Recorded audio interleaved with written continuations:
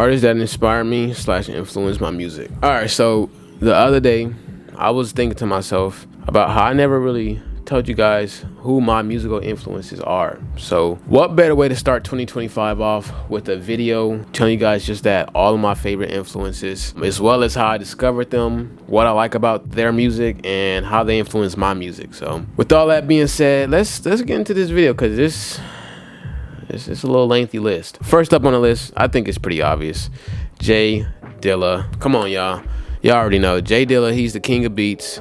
How did I discover him?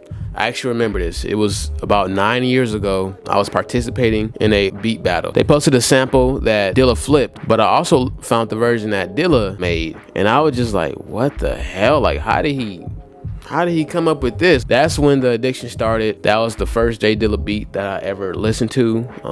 That's what sparked, a lot of inspiration and curiosity. What I like about his music, I mean, come on, it's the rhythm, the swing, the mix, the way he mixes his drums, the way he layers his drums, the way he layers his samples, his bass lines. He perfected all those things, but with his own style on it, you feel me? And that's what I love about it, because it's so raw, it's so unique, and it's different compared to everybody else in his time frame. I mean, Dilla really was the king, or still is the king in my opinion, like, because can't nobody do it like Dilla did, But some of my favorite projects from Dilla is the King of Beats Volume 1, one of my favorite beat tapes, as well as the 1997 batch. I found that recording on YouTube, and man, that joint be on repeat. There's like so many beats back to back. Rough drafts as well. Like, I can go on and on about my favorite Dilla beats and beat tapes. But moving on, how does he influence my music? I definitely take a lot of inspiration from his bass lines, from his rhythm, from his groove. I try to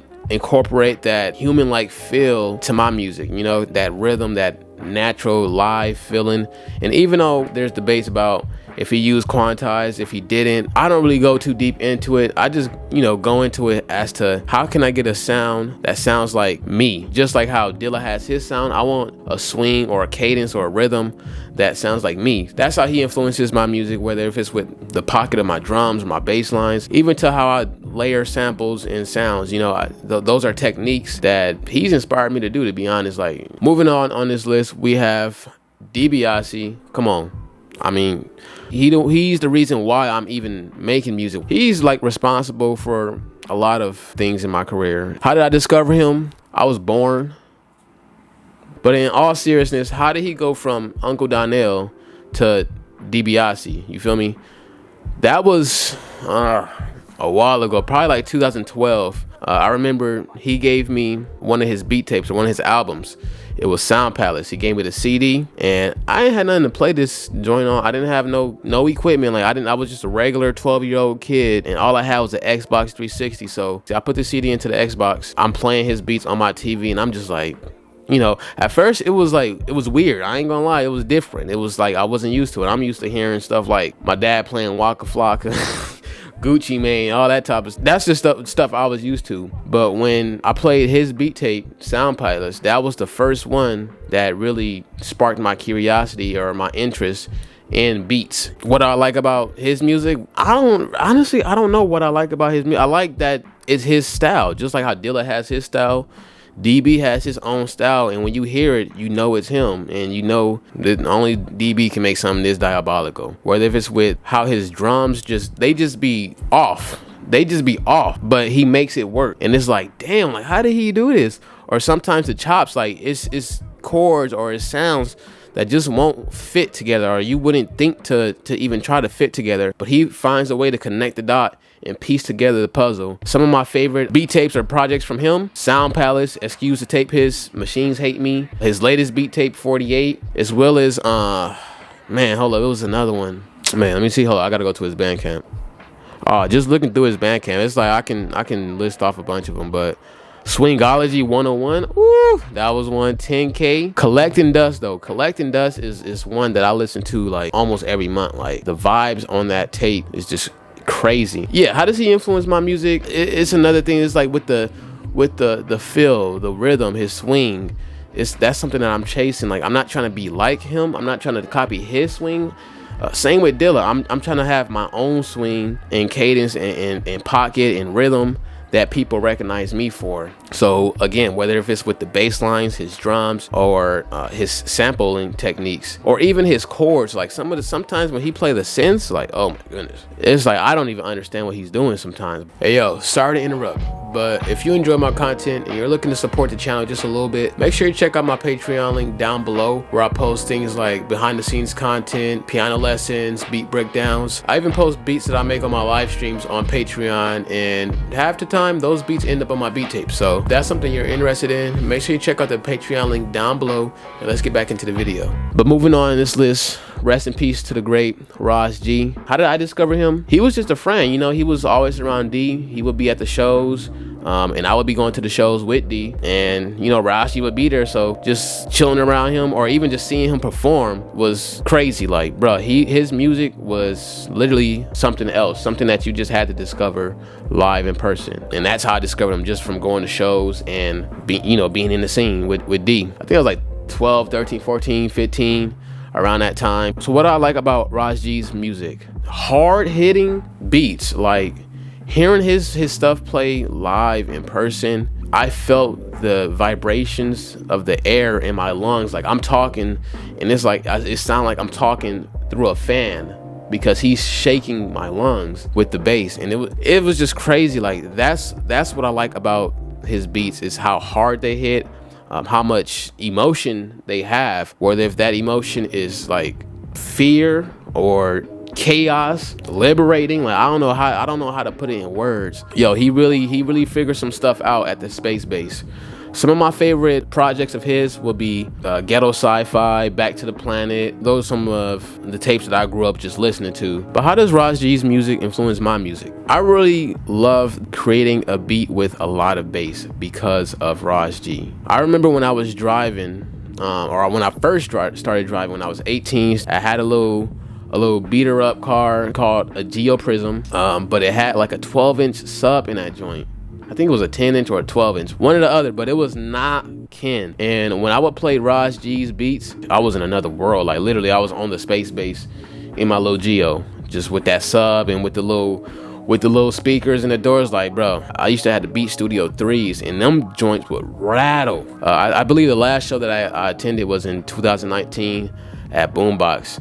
And he literally blew the power out. Before he blew it out, like, I'm telling you, it was like everything on me was shaking. Like, my keys was probably rattling in my pocket. Like,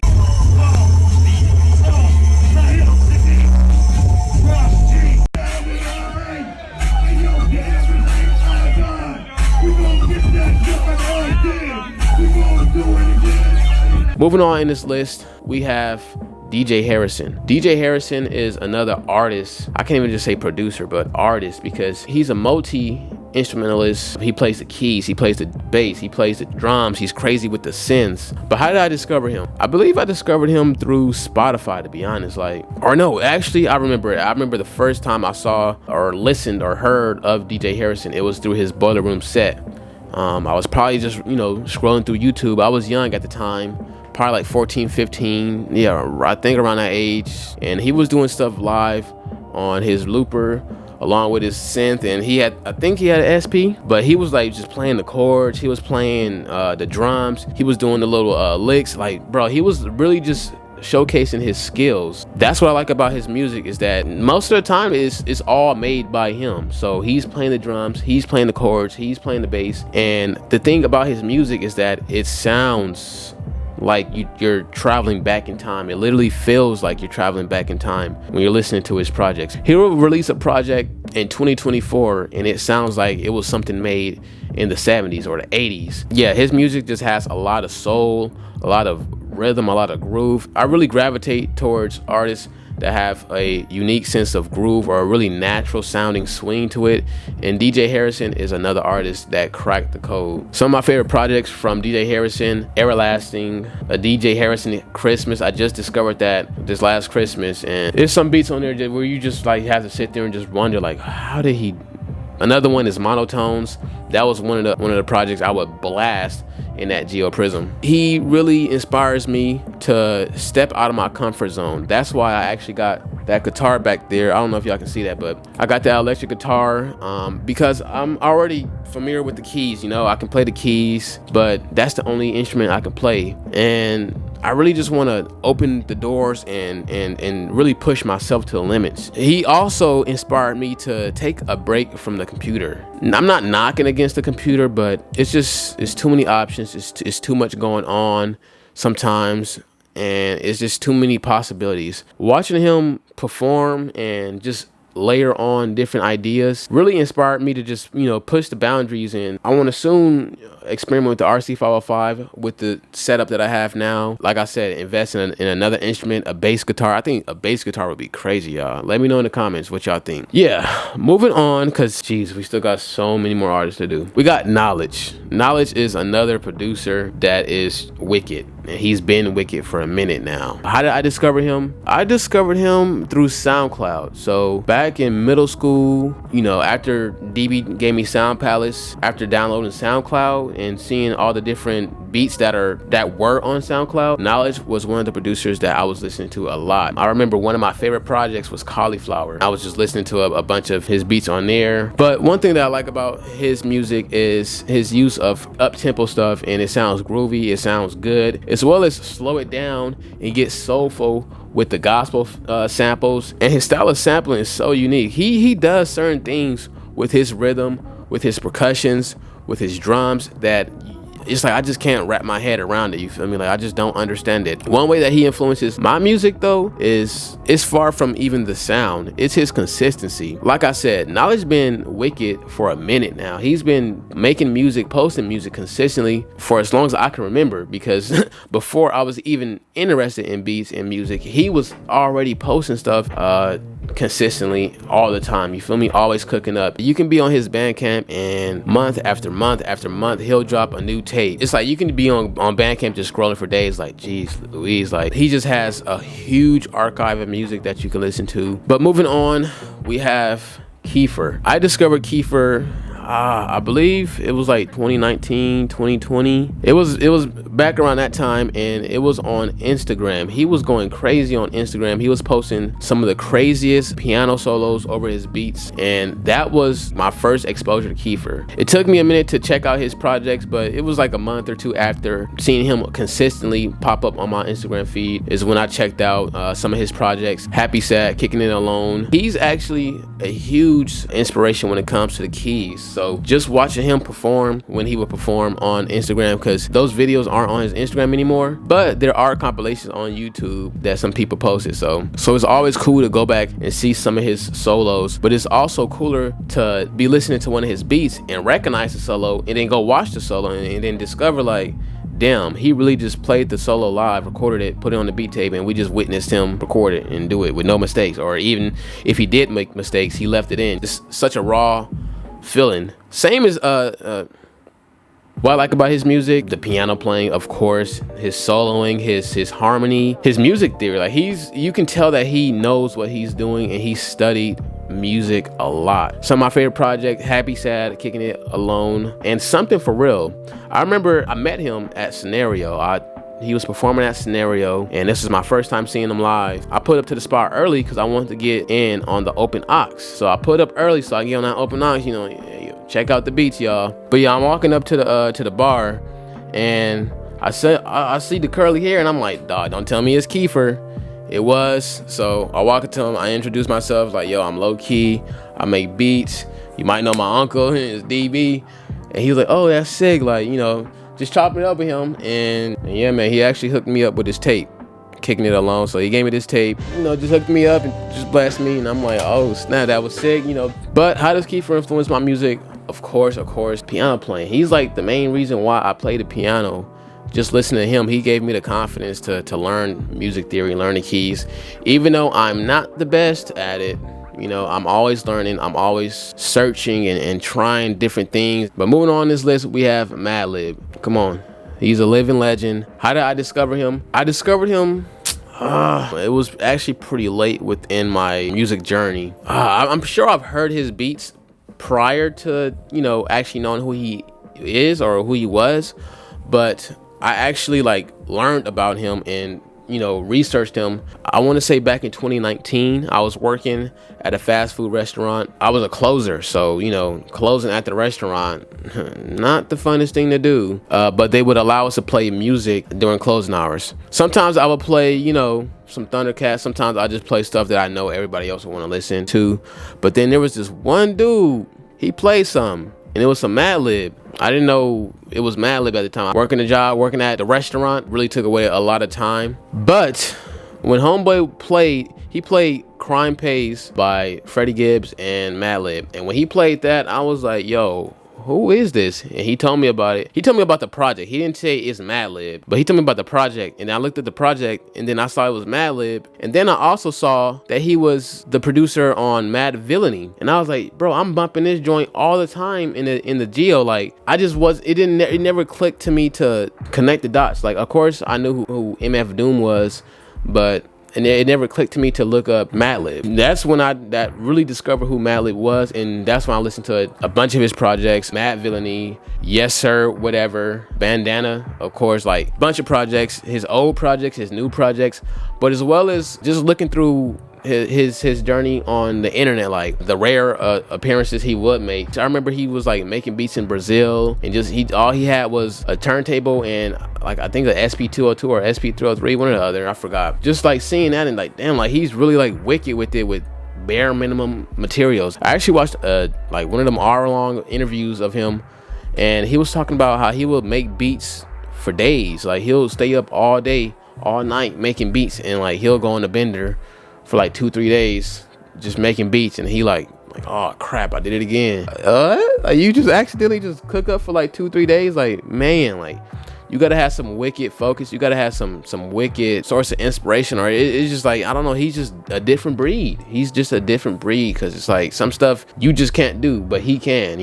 You feel me? And that's what I like about him, you know, not just his music. He makes great music, from the vocals to the beats, you feel me? Like, of course, as far as influence though, I feel like he influences me to find ways to maximize my creativity, find ways to actually figure out how to get in that flow state, how to get into a state where stuff is just flowing and I'm just like cooking up and grabbing stuff and it's happening, you know. Or even if it's not happening, I'm not getting bored and abandoning the project or ending the session early or something. You feel me? Like, he really inspires me to tap in to a part of me that I can't usually tap in. And I'm not gonna lie, like, he's led me to discover some stuff about myself, about my creative process, that I wouldn't have discovered if I didn't take the time and really think about it and watch those interviews, those hour-long interviews that he would do, and just figure them out and get some inspiration. Moving on, another one of my favorite artists is Sir Frodi. But how did I discover Sir Frodi? It was actually through my uncle.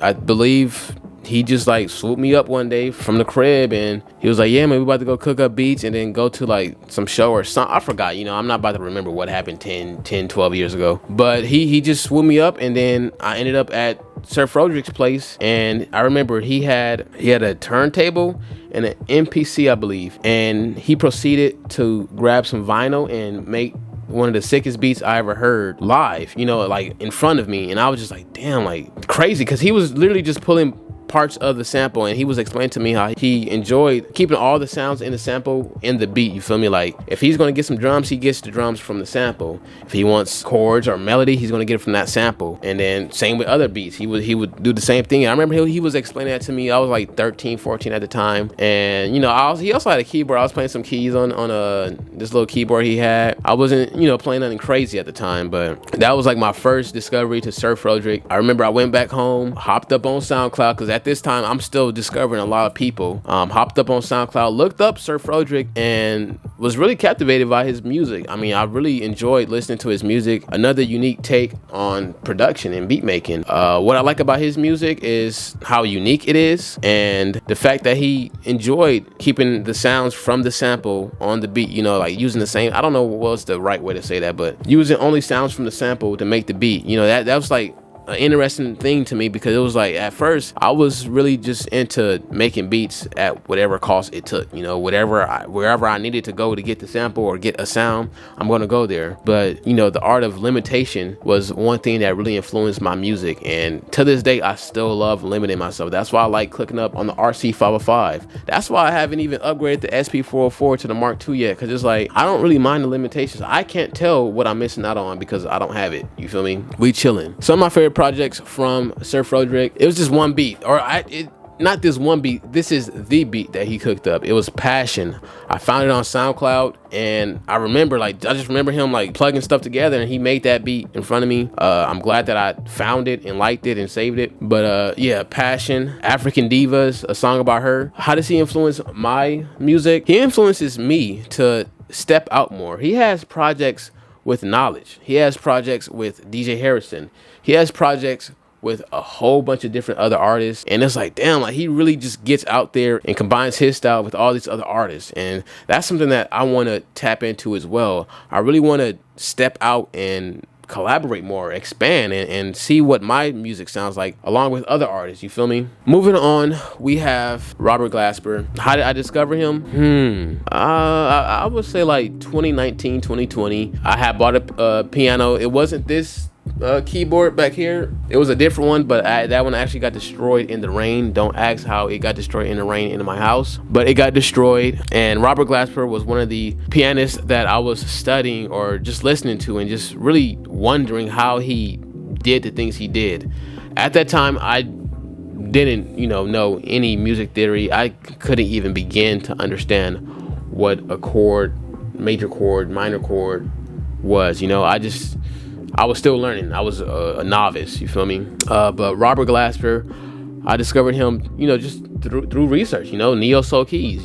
Robert Glasper always gets mentioned, and I'm like, damn, like this is dirty. Like this is exactly what I want to hear, and that's exactly what I like about his music. His chords, it's like it's exactly what you want to hear, but you didn't know you wanted to hear that. You just heard it and then decided, like, yeah, that was the right thing to play. That's how a lot of his music is, like his piano playing, even his beats, you feel me? Like when he gets the vibes with some of the grooves that he gets, you can really hear that Dilla influence in his music. And that's another reason why he influences me, because it's like he mixes those neo soul keys with that Dilla groove, but in his own way, you feel me? With that really sophisticated, crazy sounding, it makes sense, music theory or chord playing or key changes or whatever you want to call it. His keys are just wicked, you feel me? My mind was just like broken. Like I couldn't even understand what he was playing. But the first time I heard it, I was just like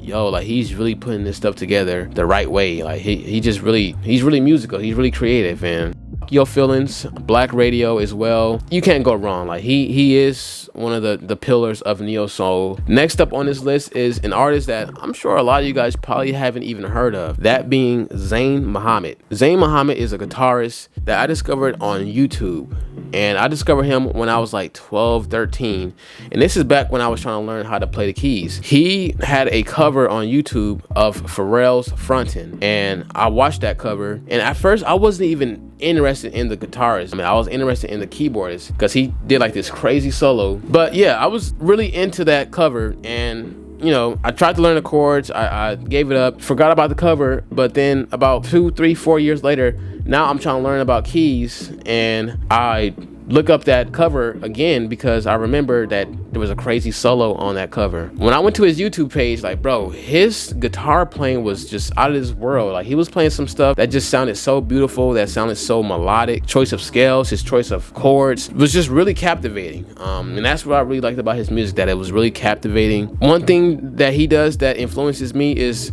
that his YouTube channel literally is a journey. He doesn't have the most subscribers, but he's a channel that I've been keeping up to date with for years now, checking up on.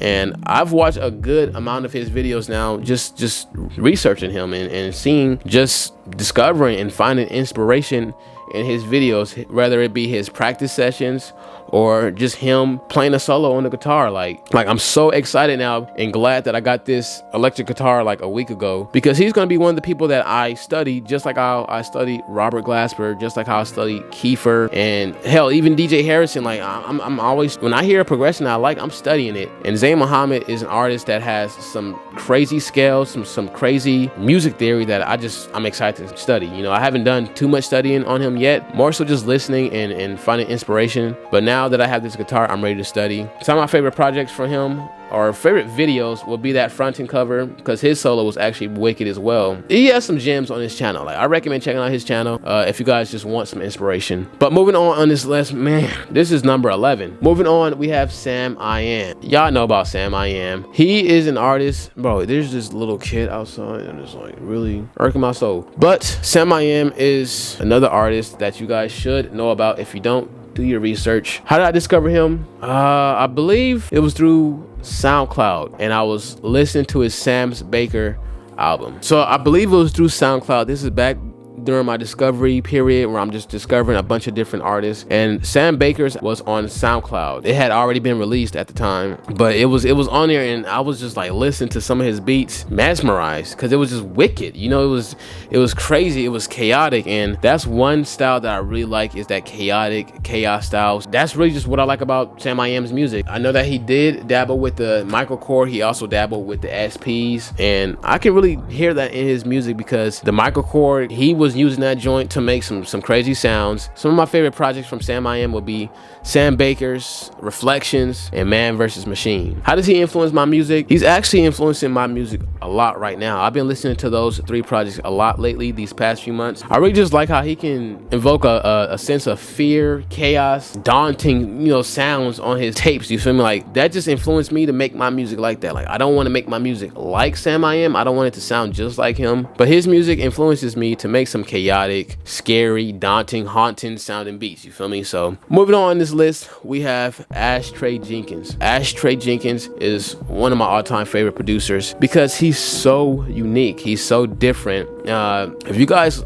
like off-kilter drums, even abstract drums, you feel me, like, he really pushes the boundaries with music, with the rhythms, with sound processing, whether if it's making his drums sound super dirty, super big, even with synthesis, he's wicked. Like, he's been wicked as well. He's from Compton. Shout out to Compton. I went to Centennial High School, you feel me? I used to actually be like, damn, like, if I had a whip back when I was in like middle school, high school, I'd be like, damn, if I had a whip, I could be cooking up an Ashtray. But bro, I was like 13, 14, 15 years old, bro. I ain't had no whip. I wasn't even yeah, Ashtray, I discovered him through SoundCloud, I believe. Listen to his beats on SoundCloud, bro. He would literally crush my soul when he would have a project on SoundCloud or a beat on SoundCloud. It'll be the most crazy, wicked sounding, confusingly satisfying sounding beat ever, and then, you know, I go to listen to it and it's gone, and it's not there no more. He stashed it. Bro, Ashtray was really like playing with my emotions, but his music was that good. I enjoyed his music that much to feel sad when he would, you know, stash some beats or take some beats off of SoundCloud. Some of my favorite projects from Ashtray: Fruit and Failure, Vapor Codes,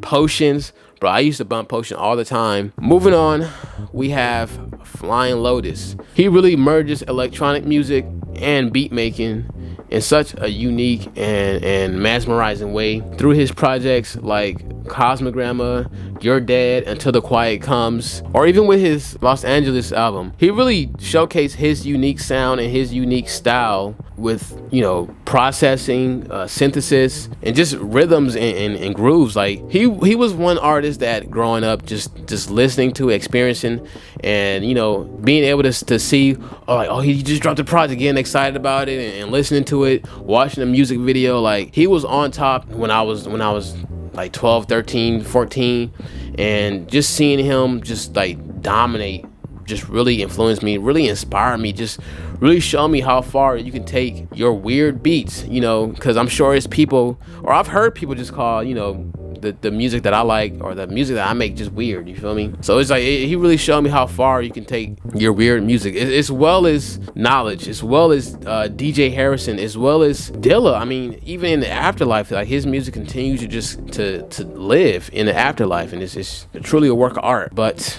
what do I like about his music? What I like about his music is how he really takes you to another world.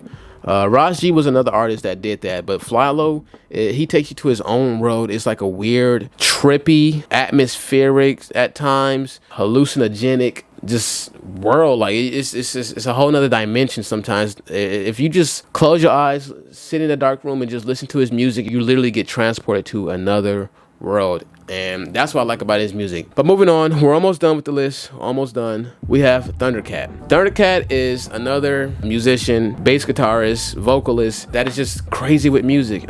His music theory, his musicality, his creativity. I remember growing up, I was listening to projects like, I think it was Drunk and The Golden Age of Apocalypse. Those were like the first two projects that I listened to when I discovered Thundercat. And it was actually right around the time when Flying Lotus was introduced to me as well. The way his bass guitar sounded, the way he was playing at the speed he was playing, bro, like I was just like, how is he doing this? It sounds trippy. Like it just sounded trippy. When I was listening to those projects for the first time, I was literally just mesmerized, because the way his bass sounded, the way he was playing, everything, the progressions, it just sounded so alive and so unique and different and good. You feel me? Some of these artists, it's like you can't really put words on how their music feels or how it sounds, because I feel like music is a whole nother language, is a whole nother form of communication. I remember when I was younger, I would just turn on projects, or even when he would release new projects, just listen to them in a dark room, just no light, no other stimulants, no visuals, no nothing, just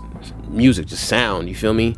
And he was another artist just like Fly Low that can take you to another world. Guys, I'm getting tired. Like, bro, it's dark now. It was light when I started this video. We're recording this video for about an hour and 20 minutes. But last one on this list is going to be Domi and JD Beck. Bro, they are wicked. They're sick. I remember when they first started like blowing up, I believe it was like 2021, 2022, during like COVID. I was doing like DoorDash or something, and I will always play their music, or just be playing their Instagram videos, listening to different sessions they would have, and seeing them do different covers. They was doing MF Doom covers, Knowledge covers, and it was just like crazy. Like Domi, she's wicked with the keys. Her voicings, her sound is just so unique, so different.